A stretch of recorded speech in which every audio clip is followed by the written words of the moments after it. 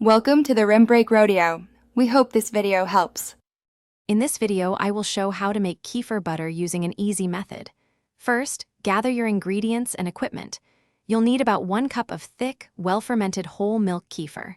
This ensures a good separation of butter fat. Also, prepare a clean, wide-mouthed jar or bowl, which will make the churning process much simpler. This simple preparation sets you up for success. Now, let's get to the churning. Carefully pour your 1 cup of kefir into a food processor or a high-speed blender. Blend on high for approximately 3 to 5 minutes.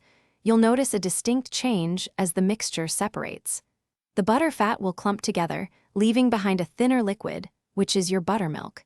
This transformation is quite satisfying to watch. After churning, it's time to separate.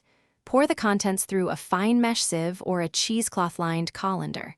The solid butter fat will remain, and the liquid buttermilk will pass through. Don't discard the buttermilk. It's excellent for baking. Next, gently rinse the butter under cold, running water. Continue rinsing and pressing until the water runs completely clear, removing all residual buttermilk. Almost done. Once rinsed, press out any last drops of water from your fresh butter. You can use a spatula or your hands for this.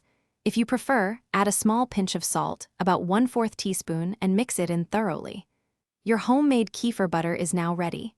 Store it in an airtight container in the refrigerator where it will stay fresh for up to 2 weeks. Enjoy your delicious, probiotic-rich butter. Thanks for watching. Consider subscribing if we helped you.